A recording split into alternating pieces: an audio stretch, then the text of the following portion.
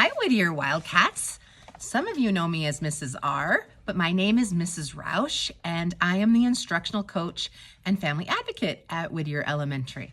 And I get the privilege of reading you chapter 19 and 20 in this book, James and the Giant Peach. All right, chapter 19. "Look!" cried the centipede just as they were finishing their meal. "Look at that funny, thin, black thing gliding through the water over there." They all swung around to look. "There are two of them," said Miss Spider. "There are lots of them," said the ladybug. "What are they?" asked the earthworm, getting worried. "They must be some kind of fish," said the old green grasshopper. "Perhaps they have come along to say hello." "They are sharks," cried the earthworm. "I'll bet you anything you like that they are sharks, and they have come along to eat us up." "What absolute rot," the centipede said, but his voice seemed suddenly to have become a little shaky, and he wasn't laughing. "I am positive they are sharks," said the earthworm. "I just know they are sharks." And so, in actual fact, did everybody else, but they were too frightened to admit it. There was a short silence. They all peered down anxiously at the sharks, who were cruising slowly round and round the peach.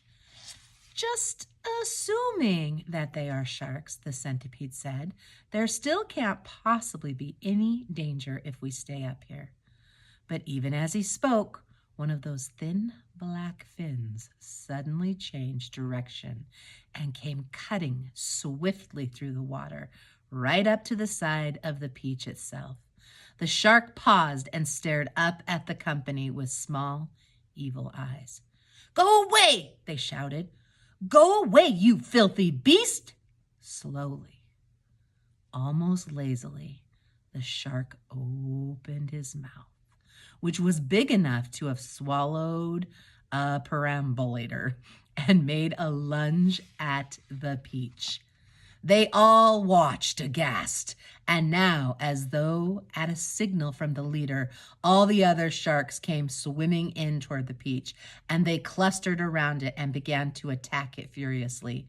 There must have been 20 or 30 of them at least, all pushing and fighting and lashing their tails and churning the water into a froth. Panic and pandemonium broke out immediately on top of the peach. "Oh, we are finished now," cried Miss Spider, wringing her feet. "They will eat up the whole peach, and then there'll be nothing left for us to stand on, and they'll start on us."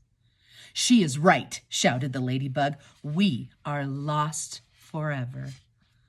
"Oh, I don't want to be eaten," wailed the earthworm, "but they will take me first of all because I am so fat and juicy and I have no bones." "Is there nothing we can do?" asked the ladybug, appealing to James. "Surely you can think of a way out of this." Suddenly, they were all looking at James. "Think," begged Miss Spider. "Think, James, think." "Come on," said the centipede. "Come on, James. There must be something we can do." Their eyes waited upon him, tense, anxious, pathetically hopeful. Chapter 20. "There is something that I believe we might try," James Henry Trotter said slowly. "I'm not saying it'll work." "Tell us," cried the earthworm. "Tell us quick." "We'll try anything you say," said the centipede, "but hurry, hurry, hurry." "Be quiet and let the boy speak," said the ladybug. "Go on, James." They all moved a little closer to him. There was a longish pause. "Go on," they cried frantically. "Go on." And all the time while they were waiting, they could hear the sharks threshing around in the water below them. It was enough to make anyone frantic. "Come on, James," the ladybug said, coaxing him. I'm afraid it's no good after all," James murmured, shaking his head. "I am terribly sorry I forgot. We don't have any string. We'd need hundreds of yards of string to make this work." "What sort of string?" asked the old green grasshopper sharply. "Any sort, just as long as it's strong." "But my dear boy, that's exactly what we do have. We've got all you want." "How? Where?" "The silkworm," cried the old green grasshopper. "Didn't you ever notice the silkworm? She's still downstairs. She never moves. She just lies there sleeping all day long. But we can easily wake her up and make her spin." "And what about me, may I ask?" said Miss Spider. "I can spin just as well as any silkworm. What's more, I can spin patterns." "Can you make enough between you?" asked James. "As much as you want." "And quickly?" Of course. "And would it be strong?" "The strongest there is. It's as thick as your finger." "But why? What are you going to do?" "I'm going to lift this peach clear out of the water," James announced firmly. "You're mad," cried the earthworm. "It's our only chance."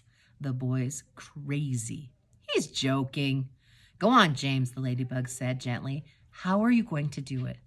"Skyhooks, I suppose," jeered the centipede. "Seagulls," James answered calmly. "The place is full of them. Look up there." They all looked up and saw a great mass of seagulls wheeling round and round in the sky. "I'm going to take a long silk string," James went on, "and I'm going to loop one end of it around a seagull's neck. And then I'm going to tie the other end of the stem of the peach." He pointed to the peach stem, which was standing up like a short, thick mast in the middle of the deck.